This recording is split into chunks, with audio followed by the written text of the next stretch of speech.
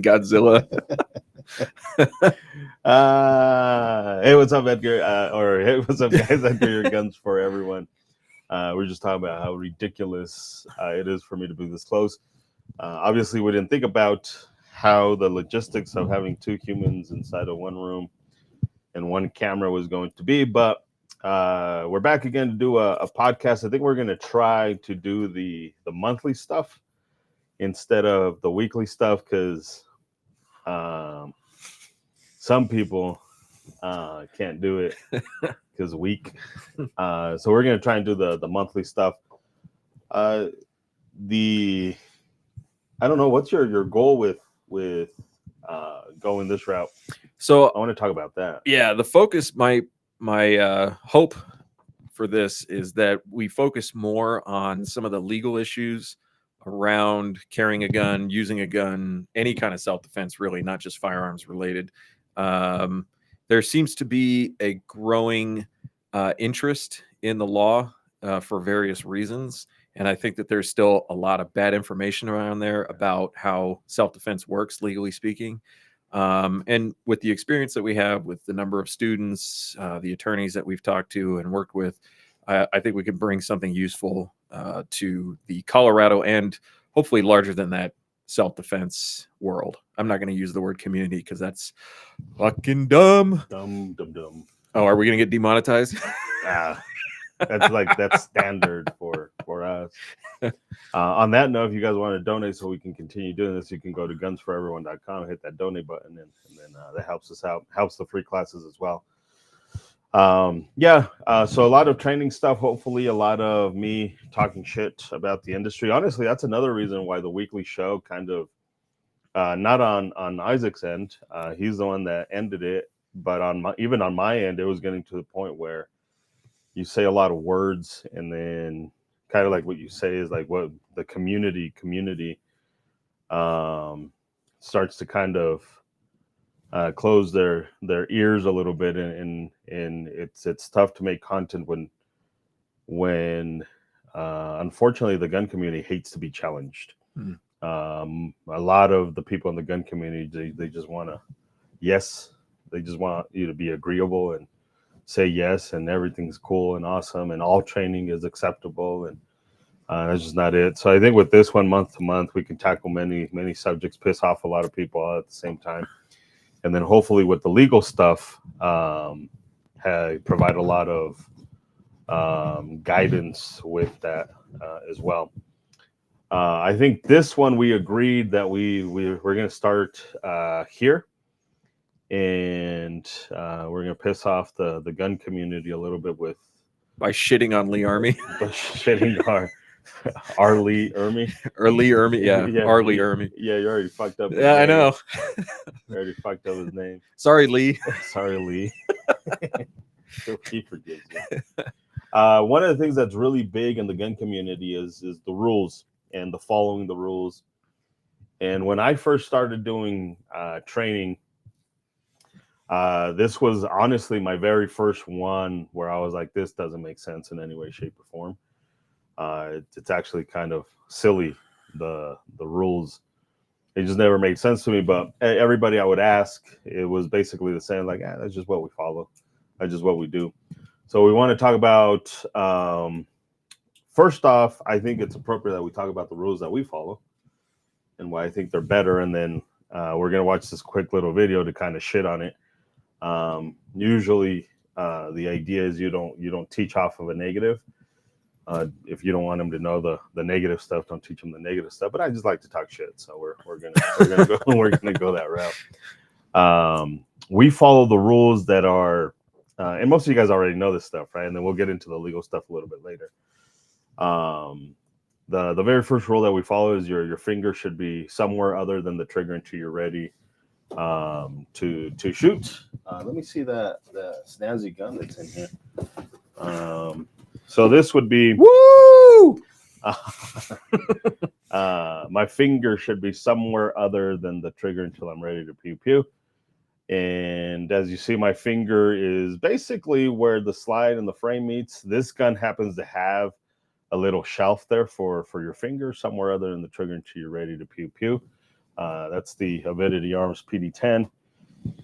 The second rule that we follow is keep the weapon pointed in a generally safe direction whenever possible.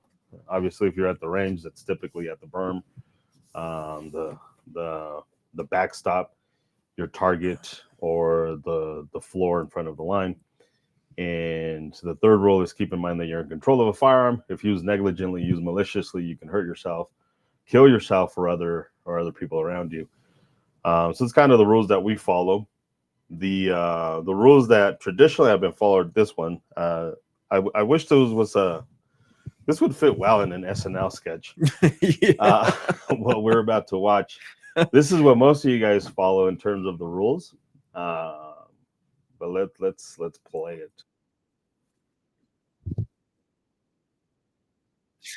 That's your finger. What is this?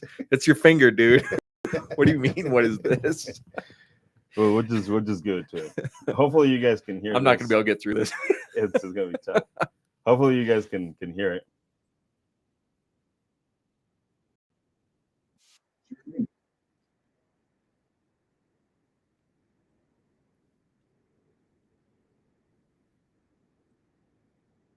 Bang! So that's kind of one of the ridiculous things about always treat as if it were loaded. He just did two retarded things right there, right? The very first one was Hold on. The rep for Team Glock. Is the rep for Team Yeah, Glock. Shane, whoever, Shane Big Cole. Face. Yeah. He says always treat as if it were loaded, no matter what. No matter what. No matter what. And then he's gonna put the gun away, even though drill sergeant asked him for the fucking gun. I guess he's not gonna give it to him. He said, "Let me see it." And he presses the trigger.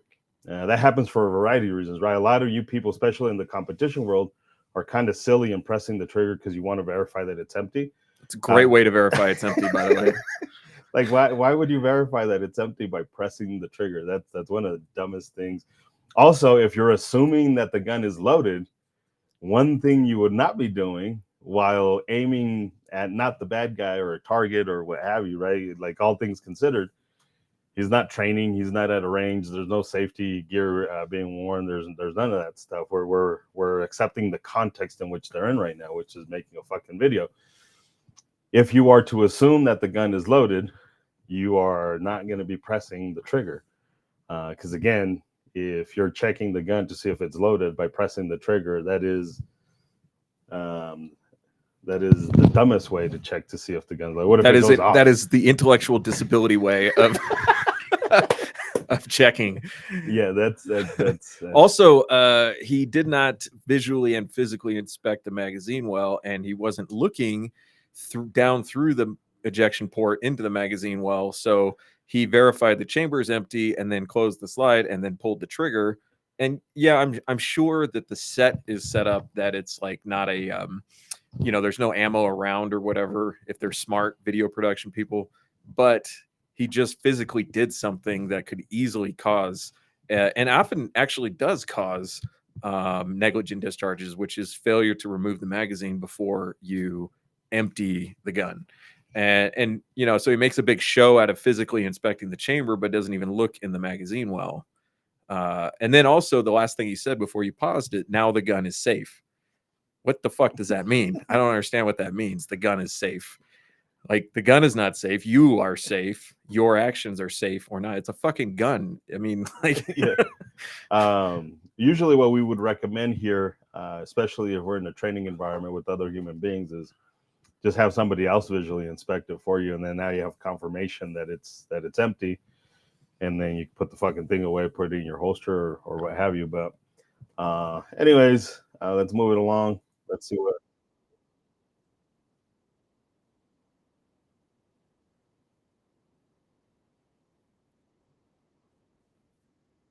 So exactly, common sense. So common, we don't even have to fucking talk about it. if we I wonder if it'll come up. It probably won't come up, but we can watch this video. I think I got time to play it, right? You think I got time to play? I got time to play. We got all the time we want. We got all the time we want because we control this shit. So if we look at this video became pretty popular. I just found out this was not during the pandemic. No, this is 2019. 2019. So Yeah. it was actually not during the pandemic.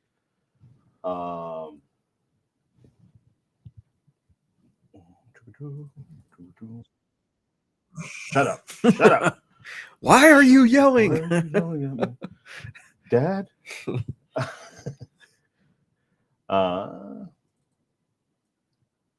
There we go. So this one became popular in during the pandemic, but it happened slightly before that, late 2019. If we watch this video, most of you guys have already watched it. I'm just gonna play it to roughly about here. Bad guy shoots. If you notice, the good guy, supposedly the good guy, Jack Wilson, You're cold-blooded. Well, he should have kicked him out a long time ago. Yeah. On the left, upper left-hand side, that's the bad guy. That's the good guy. I'm sorry.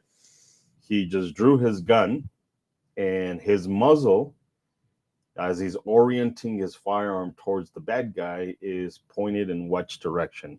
I asked this in class. In a very non-Christian direction. In a very non-Christian direction.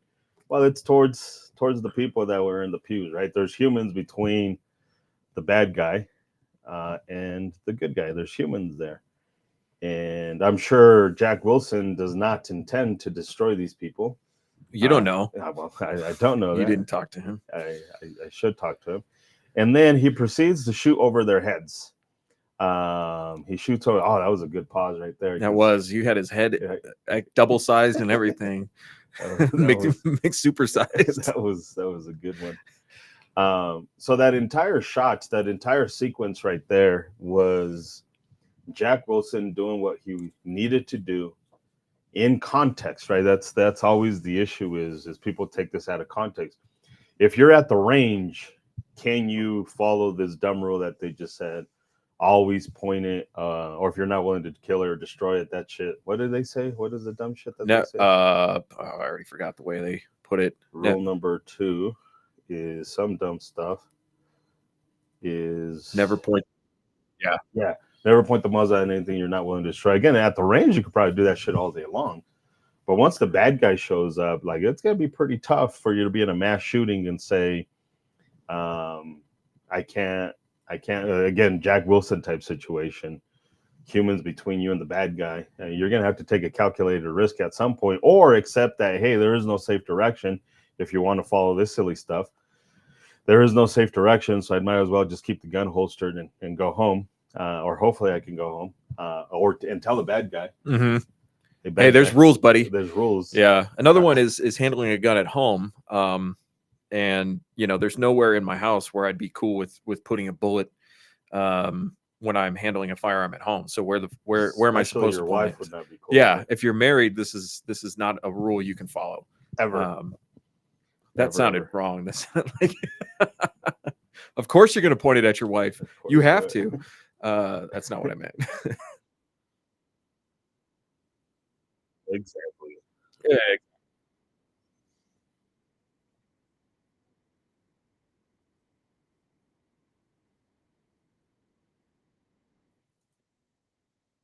So this one is dumb for a couple reasons, right? So if we go back to the, let me see if I could. If we go back to finger somewhere other than the trigger to ready to shoot, we reword this rule. It's not so much that we don't necessarily agree with it, it's just the way it's worded there. Finger off the trigger can mean inside of the trigger guard, but I don't want it inside the trigger guard. We have the grasp reflex, so we want to avoid that. So we say a finger somewhere other than the trigger to you're ready to shoot. And I'll admit, even that right there, sometimes it's like, well, if I have it to the side, it's somewhere other than the trigger. But you want to be up high off of the trigger, somewhere other than the trigger. Again, it's just more of a somewhere on the frame. Again, this gun has a little indexing point. Other guns have a little textured area where the slide and the frame meets. That's a good little seam, a little tactile reference for you to place your finger there. So we reword it. And then it says into your sights are on the target, which indicates that you're going to be using your sights every single time. Again, competition world, you guys probably do that, but I'm sure some competition people here are like, I don't even use my sights to do my choreographed shooting in self-defense at certain distances because of the cone of deviation.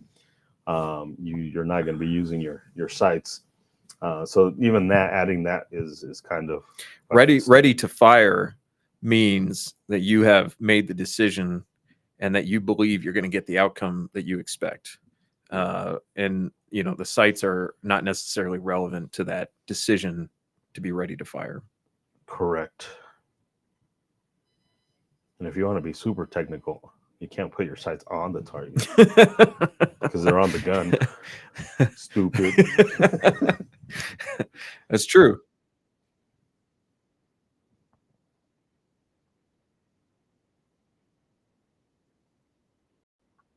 What?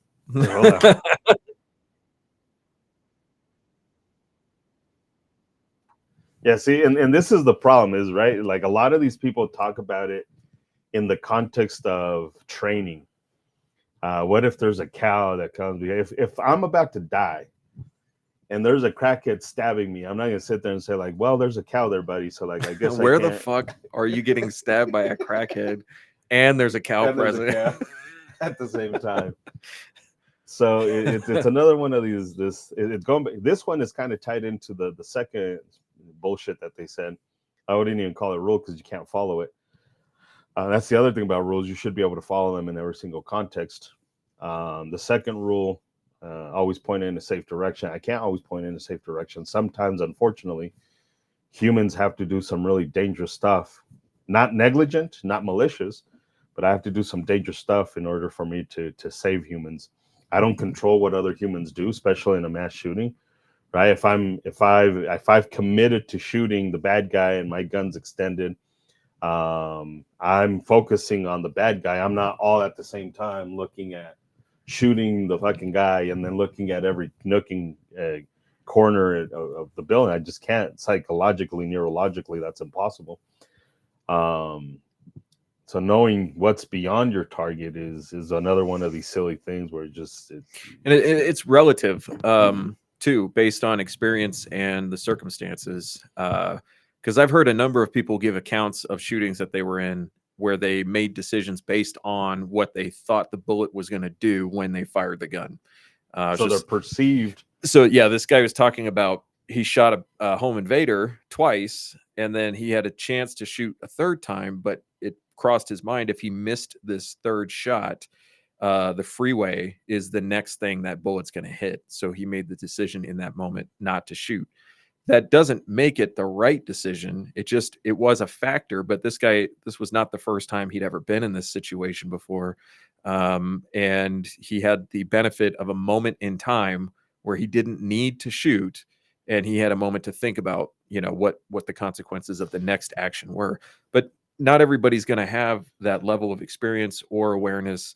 And we can't set up the circumstances to accommodate that. If you've been shot already, you might be losing blood and you might not have enough blood to pump to use your entire visual field. There's lots of things that can happen to you that are going to affect this. And so the problem with these rules is the word never and always. It is advisable that you take in all the available information and make the best decision in the moment. But that doesn't mean that you get to control the circumstances where this action happens. Yeah, it'd be dope if you did, because then you wouldn't be. So I don't know if you watched the Eli Dickens attorney discuss the shooting at the mall in Indiana.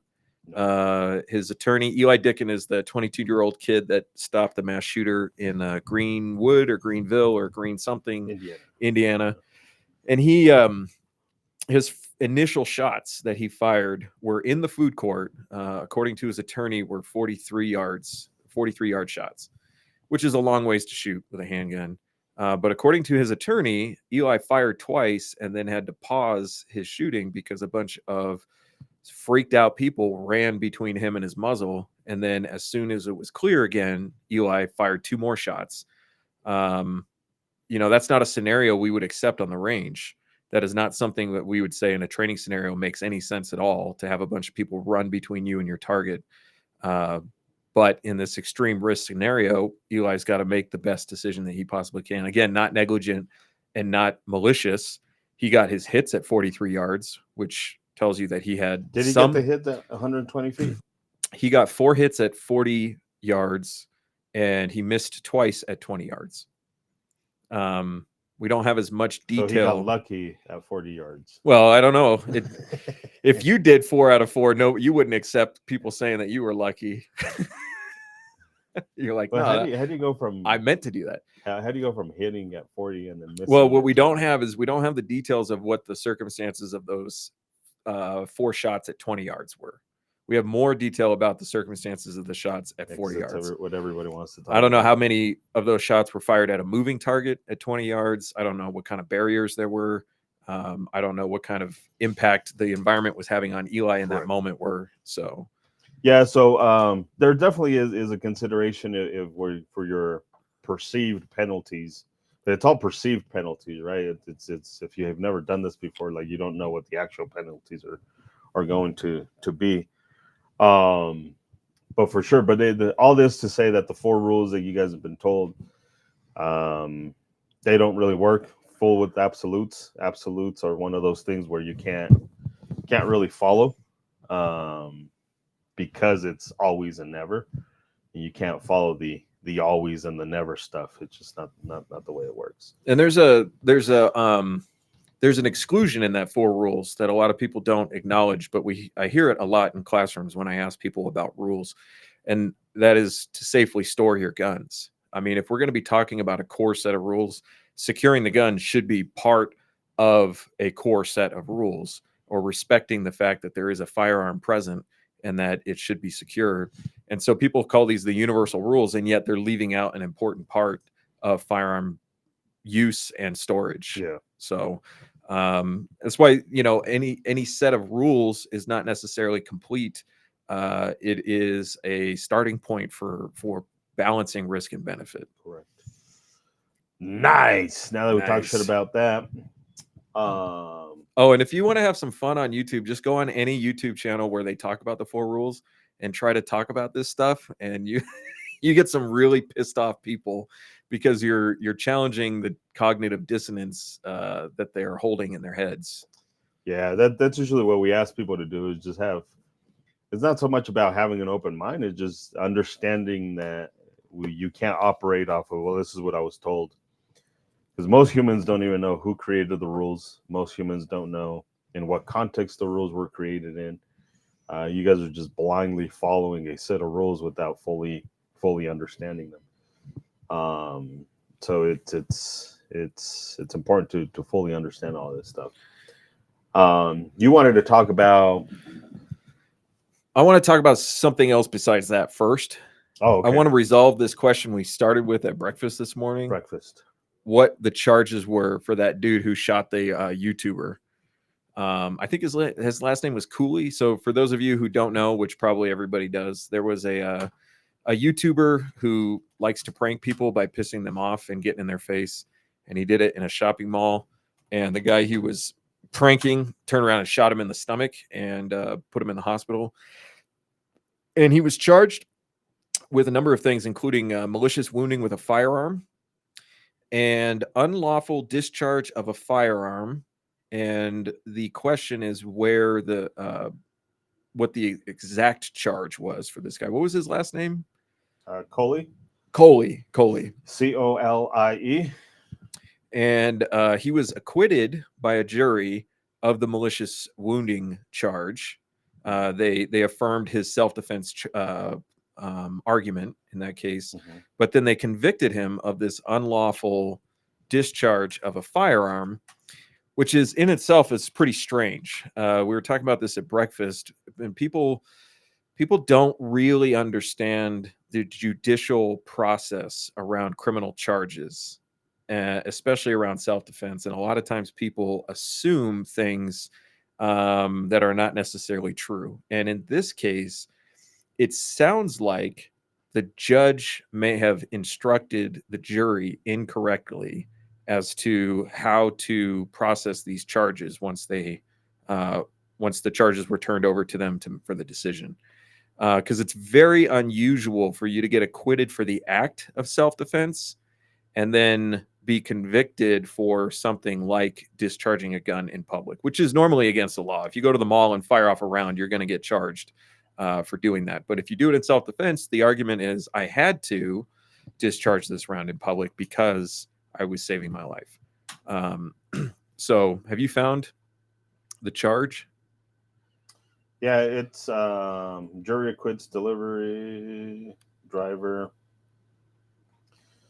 And if you watch the video of this shooting, which is not hard to find, there's a lot of argument about whether or not this was justified. It doesn't matter what you think. It doesn't matter if you think it was justified. It doesn't matter if anybody thinks it was not justified. It's what the jury says. That's the ultimate justification or non-justification of So this this act. is from Loudoun County, Virginia. This is from their shit. It says the Honorable Judge Matthew P. Snow trial filed indicated that the shooting was jury convicts Alan Coley of discharging a firearm within an occupied building. Occupied building. Yeah. Okay. So that's so initially people had said that they were calling it a dwelling, and maybe reporters were calling it a dwelling, but it never made sense to me that it was being called. But yeah, jury convicts Alan Coley of discharging a firearm within an occupied dwelling. So based on my very limited understanding of the law, I think that he's got an avenue for appeal on that conviction if he decides to appeal it, because it definitely sounds like bad jury instructions. Correct. But so yeah, he was not guilty of aggravated malicious wounding and not guilty of use of a firearm in the commission of a felony. But he was charged with the other one. So if you follow this case at all, you're definitely going to encounter people who are going to argue up and down that it was lawful or unlawful or justified or unjustified. And there's some utility in having the mental exercise of evaluating how the evidence looks, but every single self-defense case comes down to an argument. And yeah, and a lot of people will talk about the reasonable defense clause, and if you go to Cornell University and you kind of study a little bit about what the reasonable legal definition of reasonableness, it's just, rational, appropriate, ordinary, or usual in the circumstances.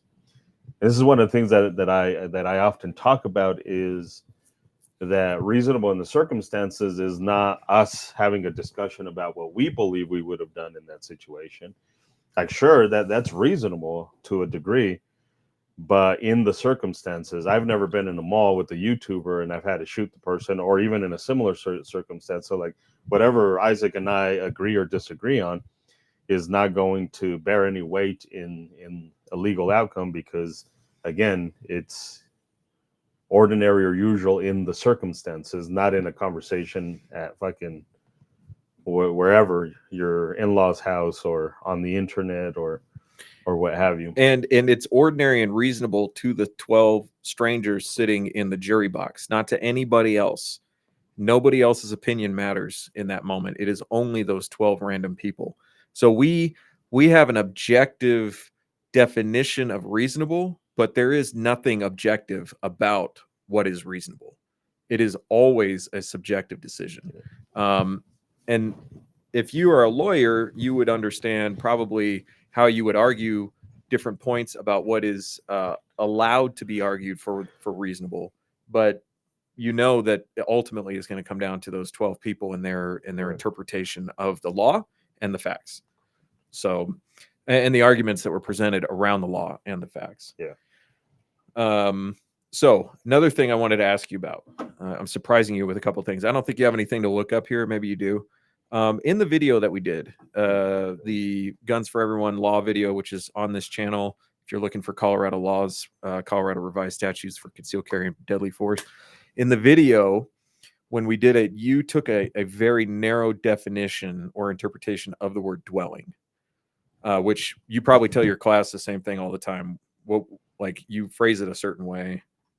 when you describe a So dwelling? yeah, I give a rule of thumb definition, kind of a Hmm. general definition. It's not an actual definition. Yeah, because the actual definition is building functioning as a dwelling. That's it, right? So when I do the dwelling, I usually just cover that it's essentially where you habitate, where you perform all of your duties of living in a habitat, right? Your bathroom, your kitchen, your shower, entertainment, where all of that is at. That's where I kind of grasp it from. That's where I take it from. So I wanted to ask you, like, why is that your uh why is that the way you cover it, and why is the way that you think about it in terms of teaching it? So every time you look at self defense laws, whether it be case laws, and when you just go to the general, so if you go to the LexisNexis.com, which if you're watching this, you will see me doing it right now. If you type in dwelling in the search bar of the LexisNexis, which is the official site, and you just press search, everything that has to do with dwelling and what the dwelling is basically that, right? Housing. It's talking about housing. If we go to the general 53301, it talks about dwelling for banks and what they can take away. This is a financial thing, right? And then again, more affordable housing, warrantless entries of a dwelling. So now it talks about search and seizures. So everything that you has to do, second degree burglary, has to do with the dwelling Mm-hmm. and what that means. And it all defines every one of these sections will, in the annotation, will most likely have an annotation or some sort of case law that defines what that dwelling is. And every single time it talks about some sort of structure. There's some exceptions in some areas to talk about RVs and stuff like that.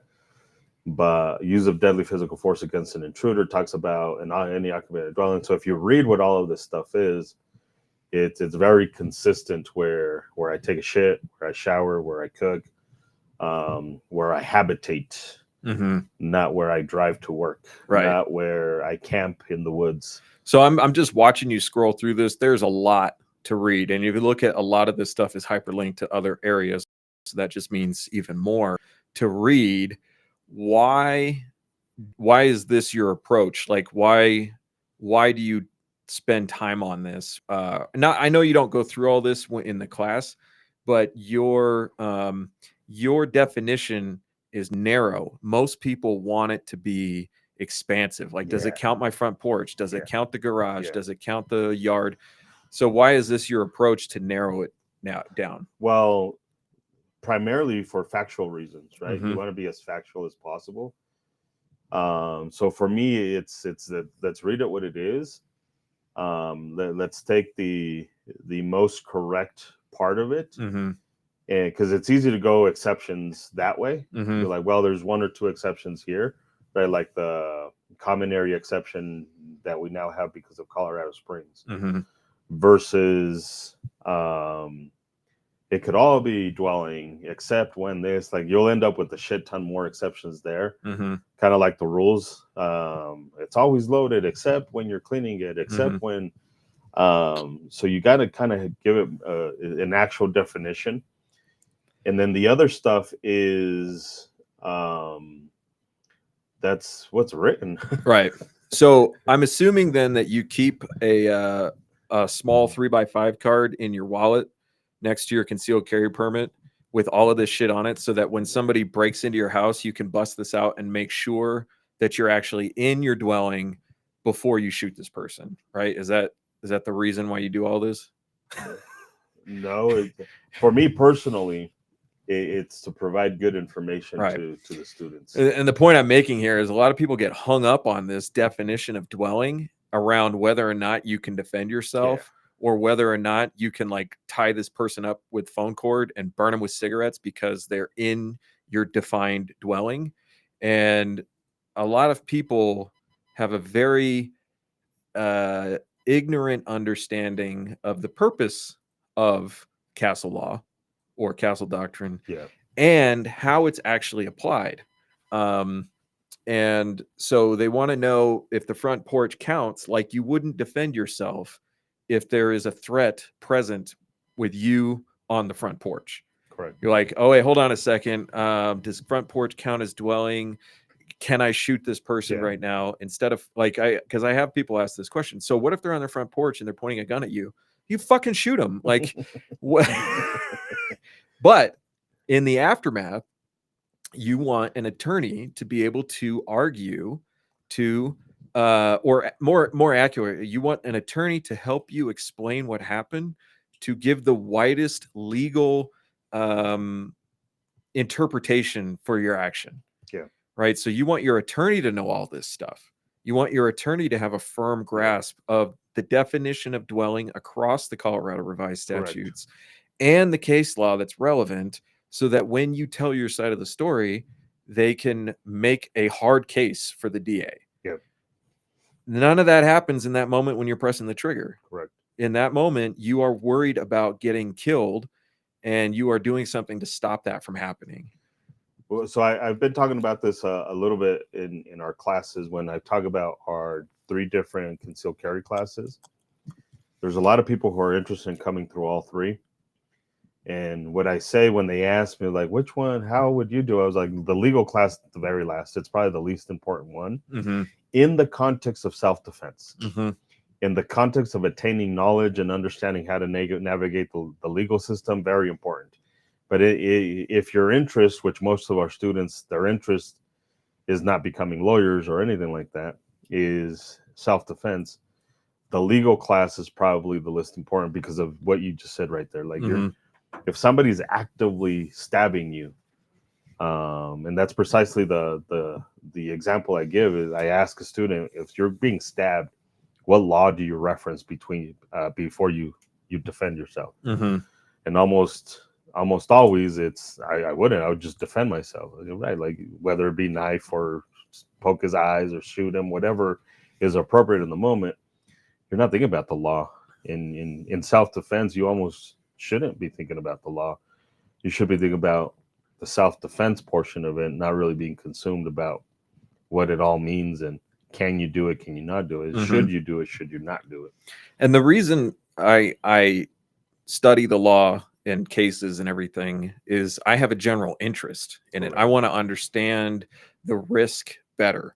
I also have a general interest in aviation. I like to watch videos of air disasters and what happened and why, and all the mechanical and human failures and system failures.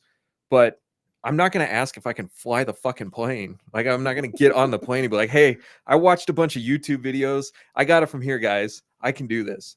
I'm going to have a pilot do it. I respect the professionalism of the pilot and the crew and all the systems that keep that plane in the air. And it's the same with the self-defense. I understand the law better than I used to, but I'm not going to fly solo when it's time to talk to a detective. Correct. This is why I know I need an attorney. Yes.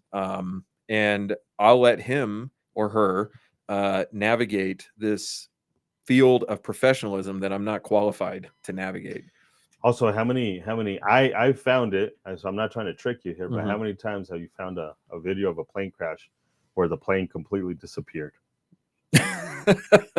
One? No, I've seen like 3. Well, I'm just talking about me. Yeah, I've seen like one 3. MH17, right? Or the one that disappeared over the Pacific, they never found. No. Like, you actually see the crash site and the fucking plane just disintegrated. Oh, yeah. I only know of United 91, Flight 91. I've seen a couple of them, but it's always because of that, where people are like, "Oh, this is weird that the plane just disappeared." I was like, "Well, you understand physics. You understand how it could happen." Yeah. Anyways, now that's gonna start the fucking comments. It was an inside job, bro. That was a missile. Yeah. So the law stuff is important for understanding risk. That doesn't mean that you're going to use that knowledge when it's your turn. Yeah.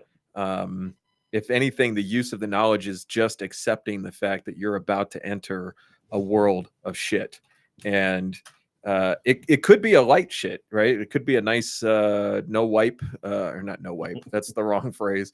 It could be a reasonably painless process, but it could also ruin your life. Correct. And we've had students over the years end up in all kinds of circumstances and all kinds of outcomes. Yeah. I don't think we've ever had a student who's been convicted in a trial for their act of self-defense, but we've had students who've ended up taking plea agreements in acts of self-defense, and that's a conviction. So Correct. And that's the ultimate test of whether or not you were justified. Did you get convicted or not? And a lot of these people is just because they don't want to go through 2 years of trial, or they don't understand fair. What the risk is. They don't have good representation. They didn't get good early representation, so they just started out not knowing what they were in for. Correct. And they weren't really prepared for it. And sometimes a plea is a good option. If you got a murder trial coming up and you get offered a plea for jaywalking or any kind of misdemeanor, I'll take it. Yeah, give me the misdemeanor. So yeah, the reason I asked that is because, well, that reason. Also, a lot of people don't understand how self-defense law works in the home, and they think like, well, if you killed somebody in your house, that's home defense, and that's not necessarily true. The arguments around home defense law or defense against intruder law are, did the act of self-defense or did the intruder themselves meet all the criteria? Yeah. And if we can argue whether or not this was actually a dwelling, then we have a prosecution on our hands, which is what happened in the Colorado Springs case that went to the Colorado Supreme Court a few years back. The meat of the case was whether or not the laundry room counted as the dwelling. And once the Supreme Court affirmed that the laundry room in this case did count as the dwelling, then the immunity defense kicks in and the guy's case is over. But it took 4 years and 3 levels of appeals before he got his immunity defense. So, yeah. Should we talk about qualities of a? Yeah. I found an article, and I wish I could say that we did this, but I found an article, and I'm going to try and find it here for you guys. It was not typed up, obviously, by us. Do you want to say words? But wow, I can find it. You can't type and talk at the same time? Not really. Edgar was looking up midget porn and stumbled across a website that describes the general qualities and reasons why and what you're looking for in attorneys for self-defense. So why you want one or need one, and what exactly you're looking for. And I think this person had a really good one. And if you guys want link to the other stuff I was looking for, I could provide that for you. But I think this was the one. This is like when people say like, what does a nurse do? They have no idea what a nurse actually does. Nurses don't know what the fuck they do. So when you say you should get an attorney, people think that means that they're going to go into a courtroom and argue in front of a jury for you. And that's kind of the last thing they do. They do everything they can to keep it from getting that far in the first place. And there's a lot of things that they can do and that they should be doing that you can't do or wouldn't even know to do in your investigation, in your interview, in your arraignment, all that stuff. Yeah. I think this is a good little resource where we're going to try and incorporate this into our classes. A lot of the stuff is kind of common sense stuff, but it seems like common sense stuff sometimes you just don't think of it. You take it for granted. I don't think it's not that it's not common sense. It's just it's so obvious that you kind of almost take it for granted how obvious it is. Knowledge of criminal law in your area, that's super important. There's a lot of attorneys out there that have a good grasp of criminal law, but it might be a wide spectrum of criminal law, not just in your area. Why that's important, I found that whether we like it or not,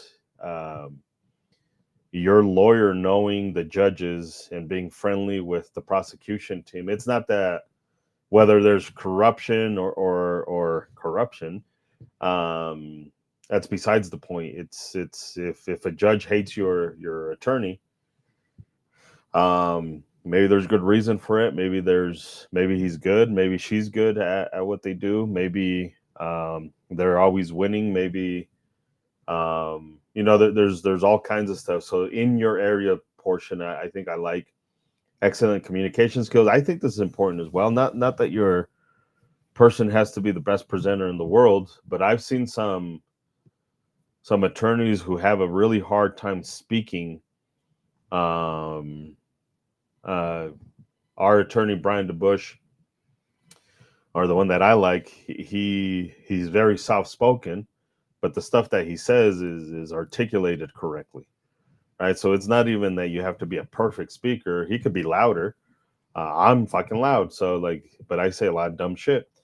So really loudly. very loudly. So that's not what I'm talking about here. Is just your person should be able to articulate. So because remember, they're going to have to be talking to 12 people. And it's tough to talk to 12 people, and be persuasive And really, the first person that attorney is going to have to try to persuade with you is the detective.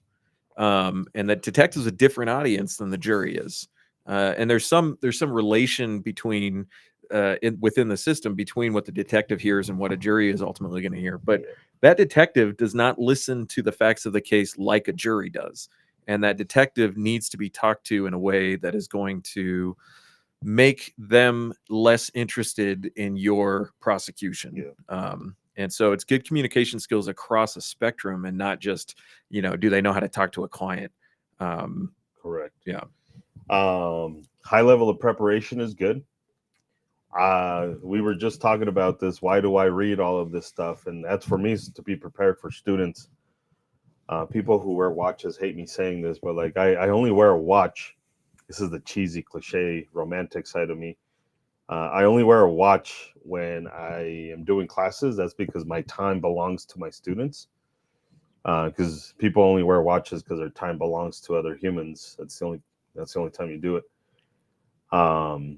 And if your attorney doesn't have the capabilities to prepare for your case, this is not when you want an attorney to kind of wing it like we did in high school, where like, fuck it, we fuck around and then procrastinate, and then the day before the test, that's when we fucking get all the knowledge and shit. Like, I don't want an attorney like that. I want an attorney that already knows, even if they've never necessarily had my particular case, which that would be weird. I want them to already know the laws, the statutes, the Supreme Court rulings on this stuff, all of that stuff. When we sued Larimer County, like a lot of the shit in the notes that Brian would send, I was like, I've never even fucking seen this shit before. Mm-hmm. And it was all because of court rules and etiquette and all that shit. And it was like, I don't know what the fuck you mean here. Has nothing to do with COVID, but whatever. But it was a high level of preparing for a case and knowing everything about how to file motions, how to the times that you have to file motions, what kind of motions you can file, what kind of motions you cannot file. Like all of that stuff, the high level of preparation is good. Anything? Yeah, so I had a guy in the class a few weeks ago who had gotten involved in an altercation, and he was charged with assault with a deadly weapon, and he was released on a PR bond awaiting his arraignment, and he hired an attorney, and his attorney hired a private investigator to go find out more information, and the PI turned up all kinds of criminal records on the bad guy, the guy he got in the fight with. And so it's good that the attorney knew to do that, but then the attorney has to be able to leverage that information to the DA to explain why the DA's got a loser case here, because the jury's going to see that this guy is a multiple felon, he's out on parole, and it takes effort and knowledge to get that information in front of the court. And if your attorney doesn't know that stuff, or doesn't know how to do that, or doesn't have the will to do it, then you're going to have a much harder case. So there's a lot of procedural knowledge necessary to make your case a loser case for the DA. Yeah. Attention to detail, that one's a biggie. They have to be able to cipher through police reports, video, um, witness accounts, all of that stuff, and try and find holes in all of this stuff, try and make sense of all of it. So you really do want something more than an attorney who just says you're guilty or not guilty. I just seen this. I went to court for a traffic thing, which I'm fighting. I always encourage people to fight their traffic tickets. But this guy brought an attorney, and everybody that showed up without an attorney probably did better than the motherfucker that showed up with the attorney. Because the attorney was basically just a paid stand-in at that point. That motherfucker didn't argue anything. What a waste of money. Waste of fucking money. That dude ended up on 6 months worth of unsupervised probation. And nobody else got that shit. So like, if you have an attorney like that who's just an attorney and just a figurehead, that's garbage. You want somebody to pay attention to detail and is willing to poke holes and all of that stuff. And so that's important. Comfort in public speaking, that's kind of goes with the good communication skills. But again, they do have to be up there and present your case in front of humans. So I've been in and out of courtrooms over the last couple of years, and I see the different attorneys that present in front of the judges. And I'm not really involved. I'm not making decisions in these situations. I'm just observing.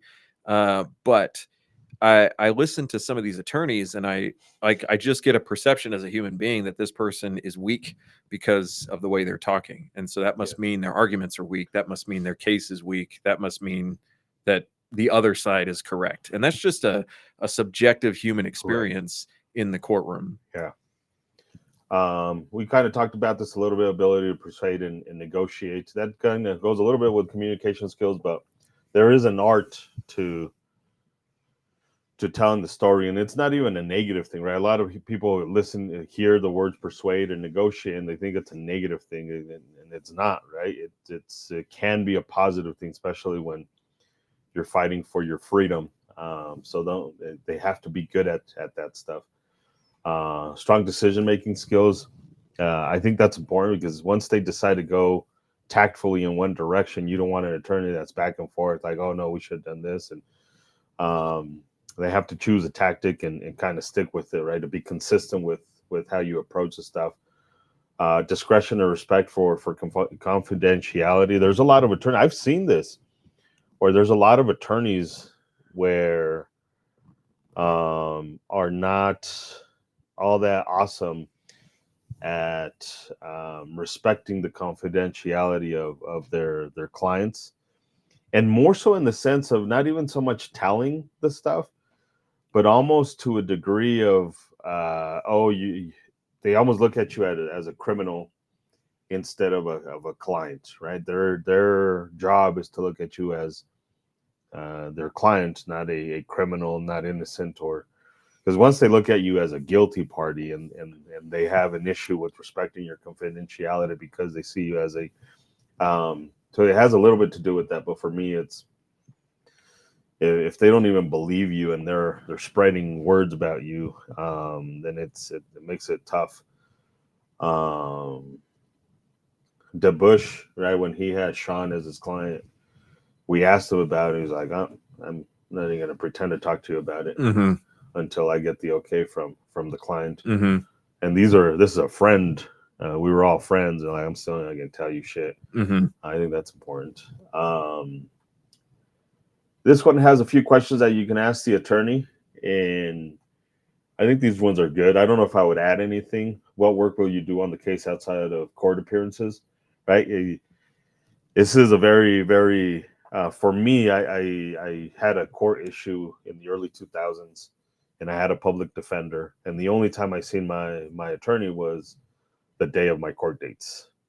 In between, I didn't know what the fuck they were doing, who they were doing. I think that's important. Like, what outside of court stuff, what kind of paperwork are you gonna be doing? Right. And if you have a public defender, like what leverage do you have to even ask these questions? Right. The only thing you can really hold over the public defender's head is like you can argue you're not getting adequate representation in front of the judge, which is going to make them look bad. But it's probably not the first time that's happened that week for them. So Correct. if you're paying an attorney, then you have the leverage to ask these questions. Hey man, I just gave you a check for $10,000. What the fuck are you doing? Correct. And it's not that public defenders are bad or anything. It's just you are not in the same position as a client with a public defender because there's no money involved. Yeah. And that might be sad, but it is true. It doesn't change the fact that it's true. Have you defended clients against similar charges? Again, one of these things that you take for granted, and understand what the outcome was, right? If they have 100 cases and 100 of them have been convictions, that's probably not your guy. Or you're getting the attorney who's moonlighting on defense cases because the divorce work is not really paying the bills. Correct. You know. Do you regularly appear in just this jurisdiction? Again, we hate to admit it, but it's true. Some attorneys have a good reputation with the judges, with the prosecution team can leverage a better. I mean, you kind of hate to admit that it's a quid pro quo. Mm-hmm. Quid pro. Well, so if I want to be charitable about it, I look at it as efficiency. How does the judge, the DA, and the criminal defense attorney process their caseloads efficiently? And it happens through relationships. And it can suck, but it's the human thing to do is to find efficiencies within the system. Fair. That's the charitable way. The uncharitable way to say is like, fuck the king and you don't have any rights over me. And I can't believe that we put people's freedom in the balance of how well you are liked by the judge. It doesn't really matter which one is a better view because it's true that it is a factor when it comes to your lawyer. Good example of this comes from the Rittenhouse trial. The Rittenhouse trial gave us a lot of insight into a self-defense case. It was high profile, and so that part is unusual for self-defense cases. But aside from that, the rapport that the DA had with the judge was very poor, very, very poor, and he got yelled at multiple times. Dude, he looked like a rookie. Yeah, he looked like a rookie, and he got yelled at multiple times, both in front of the jury and not in front of the jury. And he didn't get a lot of the rulings that he wanted in pretrial and during the trial. And also he had a really good criminal defense attorney. Oh yeah, and that criminal defense attorney had good rapport with the judge. Was able to kind of slide in after the DA got yelled at or the prosecutor got yelled at and say, hey, by the way, he's an asshole. And we're going to file for a motion for mistrial if this happens again. And the judge is sympathetic. It is a real factor. For sure. How will you keep me up to date on my case? I think that's a fair question. Kind of back to the first one is, I know you're busy. I know you got work to do. I know probably not your only case. You probably got another 2-3 cases like mine. You probably don't have 500 cases like a public defender does. So like, I get it, but are you going to email me, call me every week? Set some sort of expectations for that attorney. And that attorney may be like, no, I'm never going to update you. And they may not be the attorney for you. Right. But like, if I'm facing life in jail, if I'm facing 2 years in jail, if I'm facing 5 days and 6 months in jail, 6 months of probation, I got to know what the fuck you're doing and what our plan is. And because I have to decide as well, make decisions and based off of what you're doing. So you've had conversations with criminal defense attorneys in a context where you actually needed one or thought you might need one. Yeah. I have too. And there is a lot of uncertainty and fear coming from your side. Yep. And I don't have a lot of experience with this, but I have enough to know that it is important to feel like that attorney knows what they're doing. Correct. And is communicating clearly and setting expectations right from the outset, rather than just being like, oh, what's your charge? Oh man, that's bad. What do you want to do? Motherfucker, that's why I paid you. Yeah. So a competent attorney is definitely gonna give you an impression, should give you an impression from the outset of what you're likely to expect and why. Correct. So I think those are kind of things that you should look at. It's a good starting point. We're going to create something a little bit different that's not. But I mean, I think if you look at most things of what you should look at into an attorney is I think that's a really good good article to read from that. We have nothing to do with. I think they're in Pennsylvania, so that's not an attorney we deal with. We don't work with them. We don't endorse him. I don't fucking know his reputation. I don't know anything about him. Isaac doesn't know about him. It's just one of the articles that I was reading. I was like, this one's a really good. Yeah, a lot of attorneys, well, a lot of businesses will do this. They'll write blog articles to let you know how smart they are about the field that they're in. Correct. So if you search for specific criminal circumstances, you're going to get a lot of firms that have posted blogs, and a lot of these blogs are written not by them; they're written by just copywriters. Who write marketing material. But that one, I don't know who wrote that, but it was well done. I would say the attorney probably wrote that, or some paralegal wrote it, who works within that office. Correct. So I have another thing I wanted to bring up. Which is the likelihood that you're going to kill somebody in self-defense compared to the likelihood that you're going to commit some lesser offense in self-defense. Because we've had how many people fire a gun? So me personally, I've had, I think, 20 people who have had to use their gun in self-defense. And this is before and after taking the class? You mean people who have come in and said that it happened to them? After. Oh, it's happened after. After. Okay. 20? About 20-ish, yeah. Jeez, this is news to me. Yeah. Wow, all right. I thought it was less than that. But still, 20 out of 100,000. Correct. So, and that's firing a gun? That's using their gun in self-defense, which includes not firing their gun. Oh, okay. All right. So how many people have actually killed somebody? Killed? Yeah. One? Two.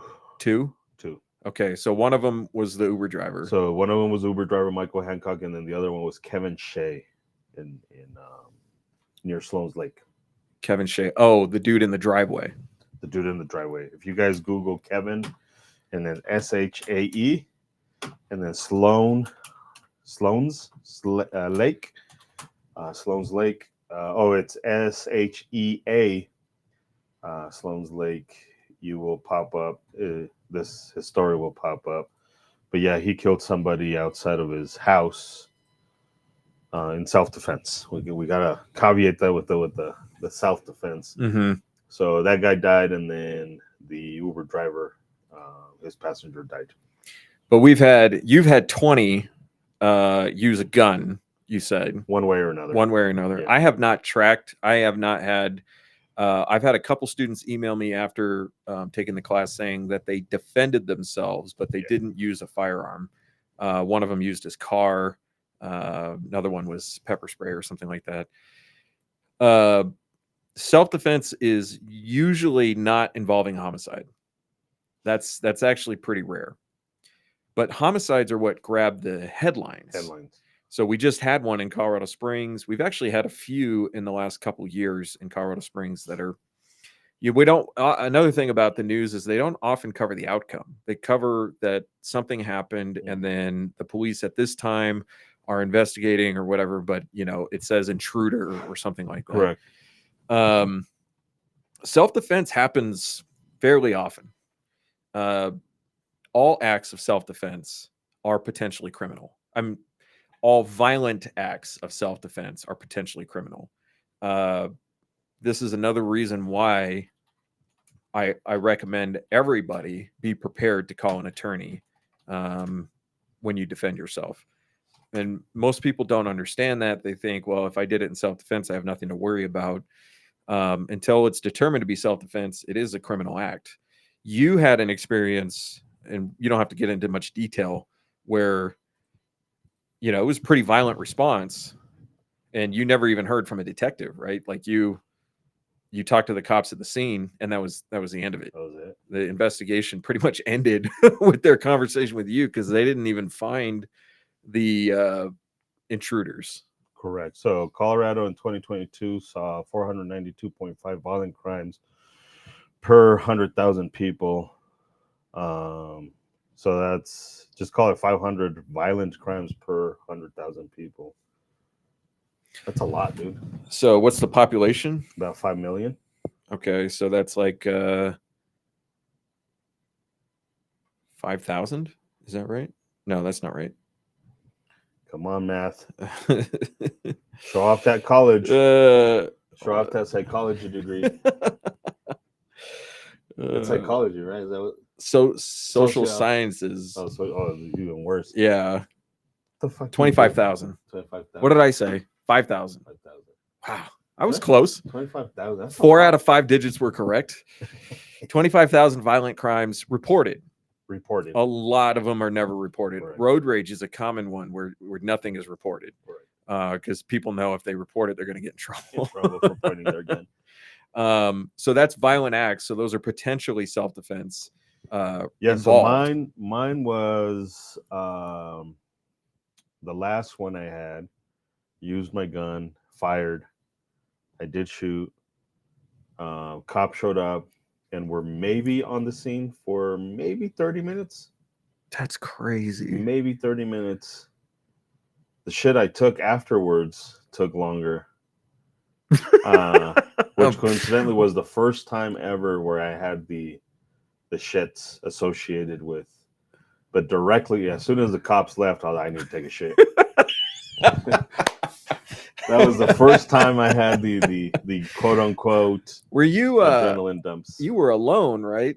No, Tisha was there. Oh, okay, all right. Yeah, Tisha was there. Yeah, my wife was there. The first time I was alone. So it was performance anxiety, is what it was. You had an audience. You were like, audience. I'm so inadequate. The neighbors they called the cops before we called the cops. In fact, he was on the phone while I was shooting. Well, that must have been a thrill for him, huh? Yeah, and I was in my underwear. So it was just all kinds of awesome. If you watch the video, it's all. I've never seen the video. You probably won't. You probably won't. It's probably one of the most uncomfortable videos I've had to watch. Not because it's just because in the manner in which it happened. And my wife was there. Yeah. Yeah. So no, that's actually a pretty fucking awesome video. Like if you see it, you're like, this motherfucker. Don't fuck with that guy. Was your face painted as you came running out? It was like you swear it was Keanu Reeves on the fucking thing. And somebody just fucking stole my dog and killed my car or whatever the fuck happened. So the investigation at the scene took 30 minutes. About 30 minutes. And then no follow-up?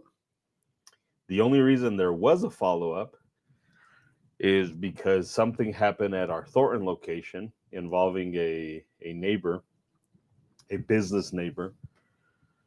So at the Thornton location, they requested our cameras, and that detective, like an entire fucking investigation, like, holy shit, this, that, the other, we need this, we need video, because they attacked the neighbor for being Asian.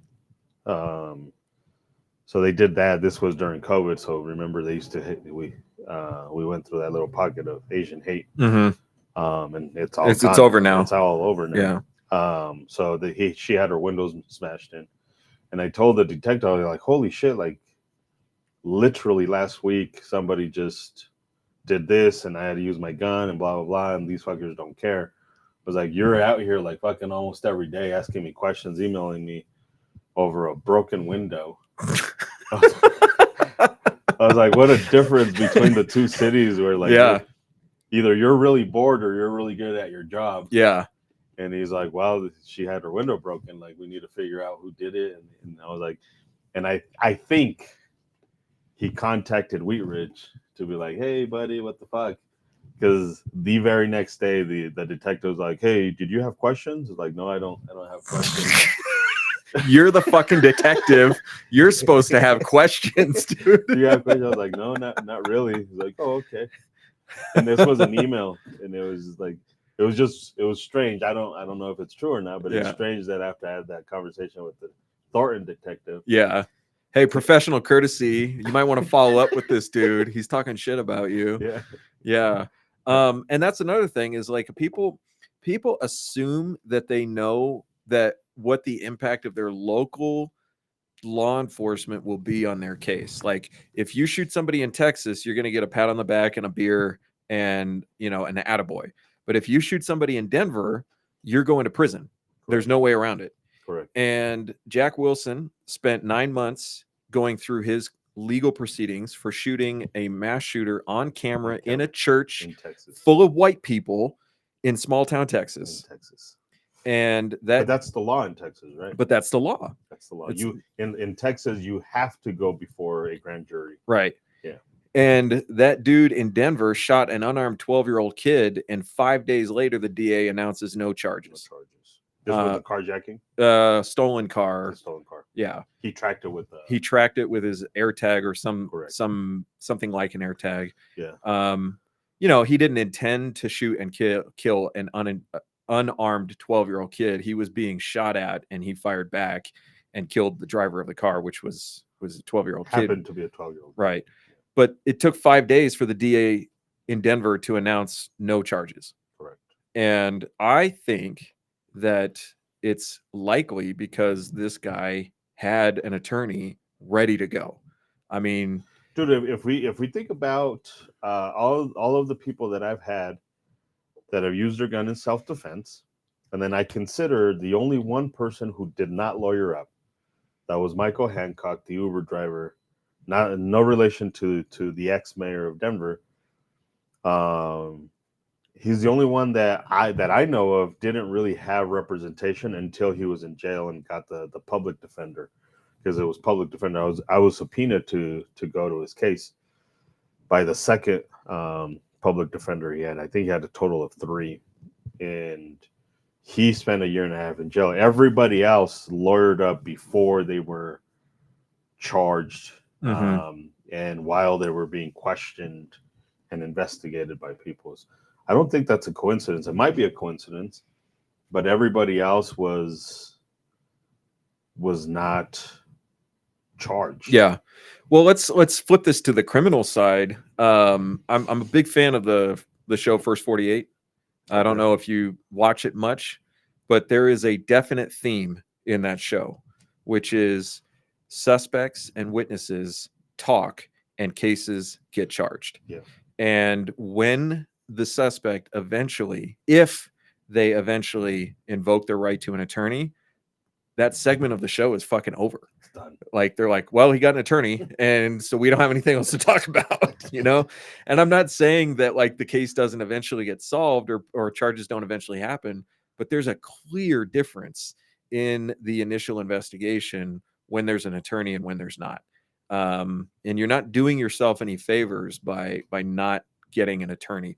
Now, in your particular case, it was completely unnecessary, but you didn't know that until you realized the defendant or the detective was not even interested in calling you back.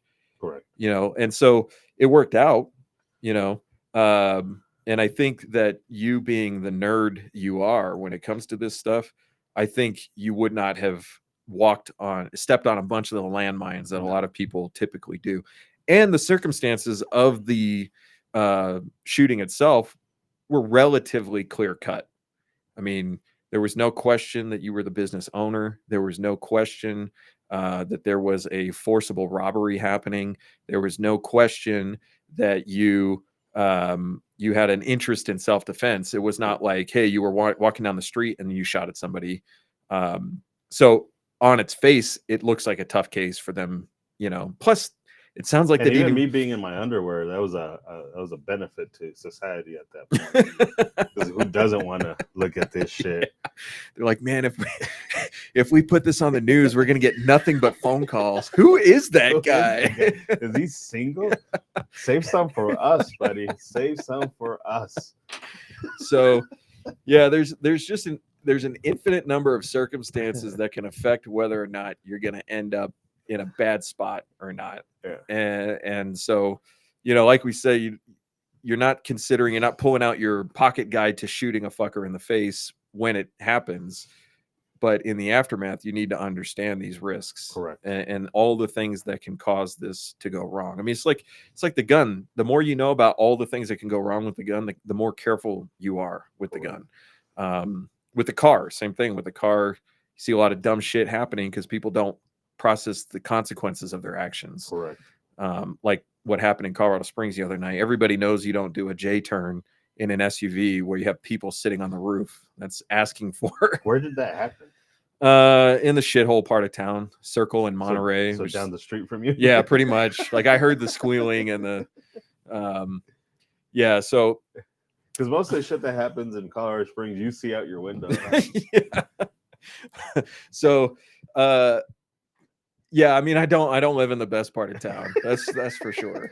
I had a stretch where I had 3 violent crimes happen within view of my house. I think it was within 18 months, including a shooting. Every time Colorado Springs comes up with negative news, I think back to when I was a Jesus freak. It has nothing to do with this shit, but fuck it, we're in the story. And when I was a Jesus freak, a visiting pastor came to the church, as they do. And he was talking about Monterrey, Mexico. I've been to Monterrey, Mexico. Part of my family is in Monterrey, Mexico. He's talking about how rich people live right next door to poor people in the slums. It's like, well, that's everywhere. Like if you go to Cherry Creek, you'll see a fucking $1 million house. At that time meant something. $1 million house right next to the fucking, like you cross the fucking street and now you got projects and shit like that. That happens everywhere. And you guys, right? Because like your little section is an HOA. Yeah. HOA. People. I get letters that my lawn is not green enough, And then across the street, it's fucking chaos, dude. We had an incident happen, and I counted 24 officers standing on my street. Yeah. And I thought we were gonna have a full-blown George Floyd moment right there in front of my house. Yeah, we've talked about this. You know what? It never fucking occurs to me to film anything. Yeah. I just watched 2 bums get into it, and I thought one of them was about to stab the other guy. And my response to this was just to like recline my seat a little bit and like watch the show, not pull out my video or my camera and start videoing it. So have you seen that meme of there's 2 dudes in like a train, and one is facing the mountain, so it's all gray and shitty, and then the other yeah. Like that's your neighborhood. On this side, it's all fucking pretty. And... So but anyways, that I don't know what doesn't kick off in my head to videotape. You got video of everything that's ever happened in your life, and I've got no video of anything. So, yeah, I was watching 2 bums fight, and one of them pulled out a knife, and I was like, "Oh, I'm not fucking going to jail for these 2 idiots." So I'm not doing anything. And then I was like, "Wait!" After it was over, I could have videotaped that. Could have. So yeah. All right. Well, I think we covered some good topics. I don't know how long we've been going. We're at it for about an hour and a half. Well, we didn't cover the shit that you wanted to cover.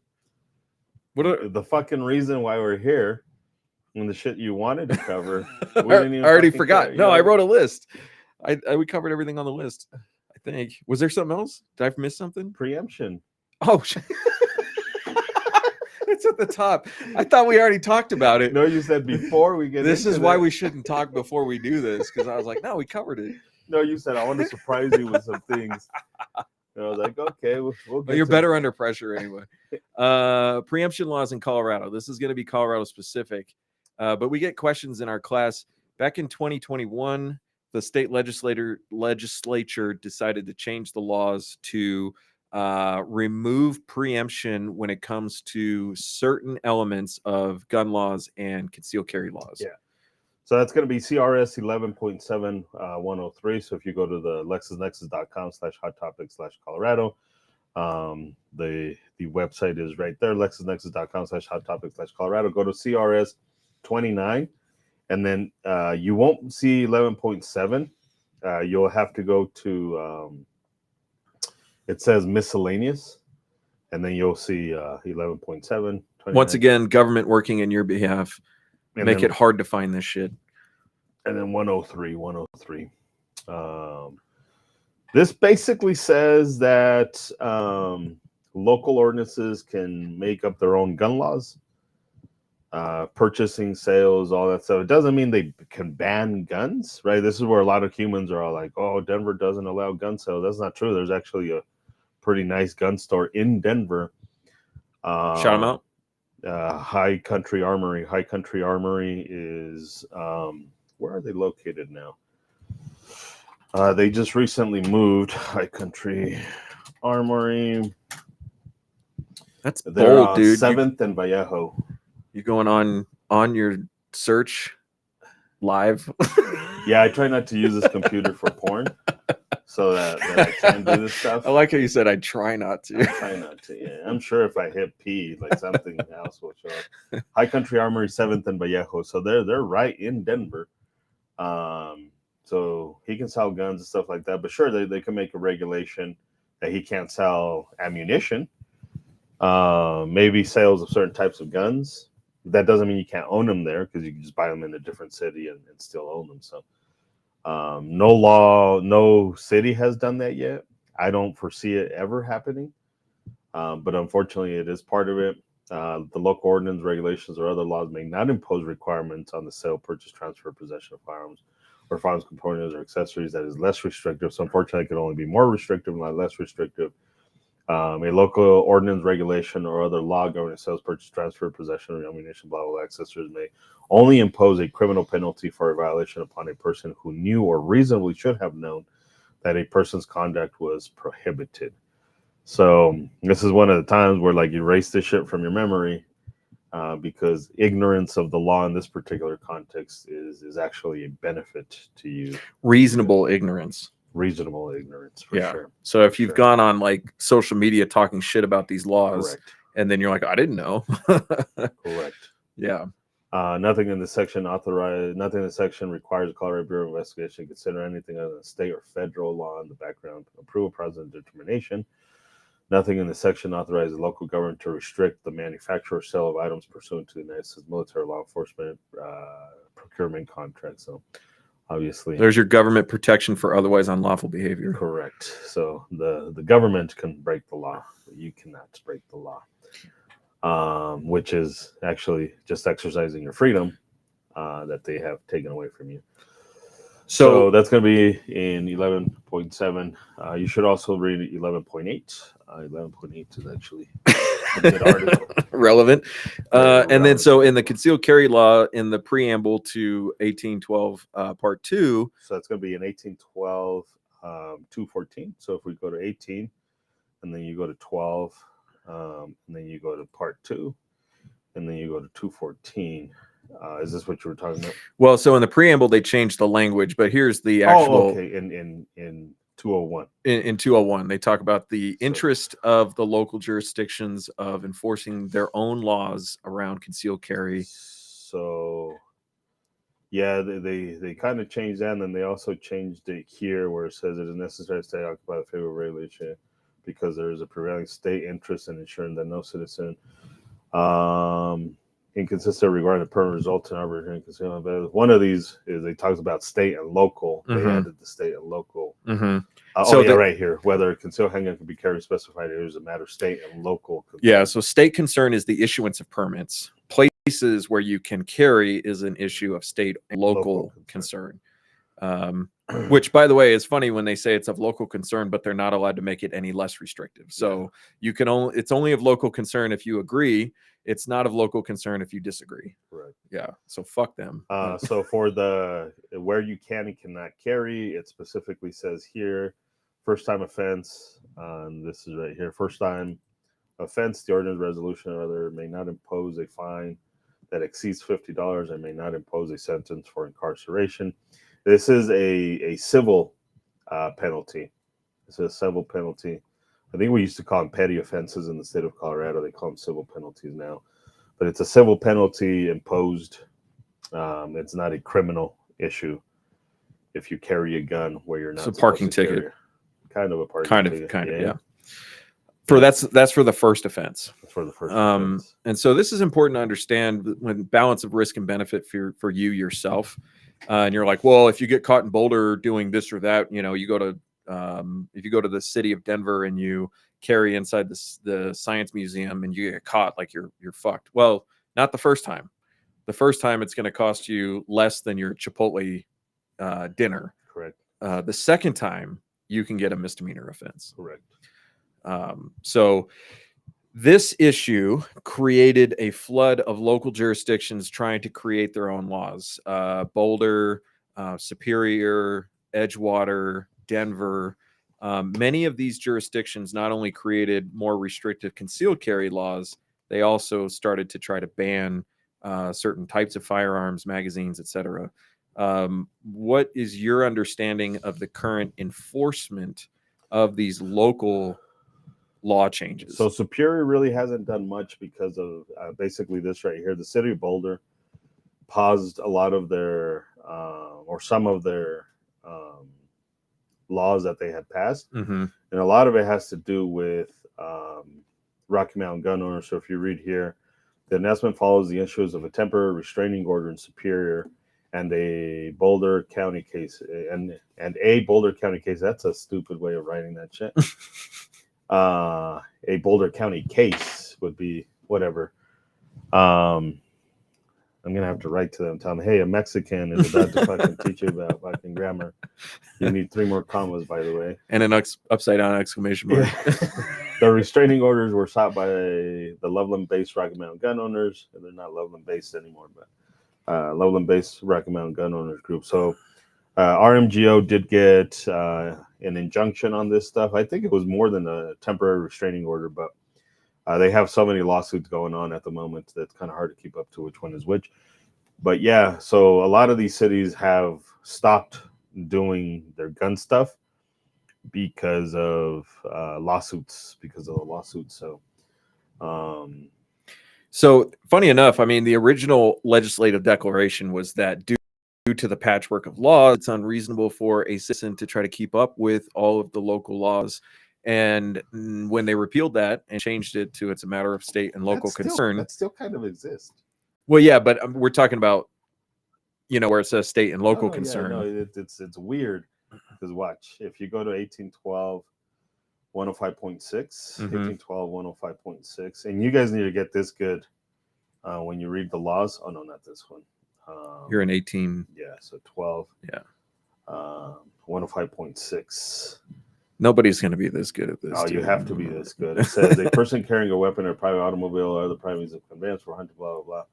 And in here, it talks about this inconsistent creates a confusing patchwork of laws that unfairly subjects a person who lawfully travels with the weapon to criminal penalties because he or she travels within jurisdictions or entered through another jurisdiction. So that's for the carrying in a vehicle or private. But it's weird that they still have the verbiage. Right. They acknowledge that it's true. And then the consequence of the change to the law in 2021 has led to this exact outcome, because keeping up with the current state of lawsuits, the current enforcement of these laws, not to mention the intricacies of the laws themselves and where you are and are not allowed to carry a gun, according to local concern, is like it's unmanageable. Correct. For the large majority of people who would carry a gun. Yeah. And I'm in a position where I really don't give a fuck, and that's what makes me feel better about carrying in these different places. Is like I'm not worried about it. But if I did give a shit, I'd have a lot to try to keep up with as I travel around the state. A Yeah. lot. Yeah. So anyway, all that to say that this is a fluid situation to some degree. And if you ask questions about this, the best answer you're going to get in the class is continue to stay updated on these things, because they can change day to day, week to week, as different cases reach different levels of decisions. Correct. So the only one that's currently enforceable or is being enforced is the Denver ban on carrying in city-owned, leased, or operated properties. There's no injunctions against that right now. That's the only one that I know of that is actually being followed. That doesn't mean that is the only one that's being followed. Because Boulder had something similar, but once they started pausing stuff, and then you have to differentiate between the county and the city of Boulder. I don't know why they don't just annex together, because the city of Boulder is different from the county of Boulder. But yeah, in Denver, city places, you basically can't carry a gun there anymore. But remember, if you didn't know, or reason when we didn't know that you couldn't carry a gun there, then it's almost as if you didn't do it, because they have to prove that you knew or reasonably should have known that you couldn't carry a gun there. Yeah. So if you ever do get arrested, charged, or otherwise hemmed up with this, the recommendation is always to fight it, get an attorney. It's worth the fight. Yeah, unless there's like actual documented video of you being like, I'm going to go commit a crime. Yeah, like that dude that tried to bring a machine gun, or said he was going to bring a machine gun to that protest. That protest to our rally. He's all over Facebook talking about how he's going to bring a machine gun. That would not be an easy one to argue that you didn't know what you were doing. Yeah. Hilarious. But still, there's always the opportunity to get a case tossed out. So, yeah. All right. We covered that. We did it. We did it. Yay. The whole purpose of, not the whole purpose of this video, but it was kind of the main topic of this video. So what do you want to talk about? All right, guys, I appreciate you guys. Like I said, we're going to try and do this every single month. When I have no fucking clue, but every single month we're going to try and do this. Maybe we'll do them live. Maybe we don't do them live until at least this one recorded. Still comment, subscribe, tell your friends. Donations, gunsforeveryone.com/donation. That helps us do this more frequently, right? If we can do this and not have to worry about how are we going to make money, because this guy right here still a fucking corporate whore. Oh, he loves that fucking corporate penner. Balls deep. So like if you see right here, that's just fucking, that's corporate balls on his chin. It's a strong, I have a strong chin. So anyways, I appreciate you guys. Thanks for watching. Or not watching. Tell your friends. Don't tell your friends. Do whatever the fuck you want. Follow us on all of that stuff: Instagram, Facebook, Twitter. YouTube. Why? I have no fucking clue. Follow us. Follow us here on the YouTubes. Yeah. Anything all right. you want to say? Thanks. Great job. Okay, let's go.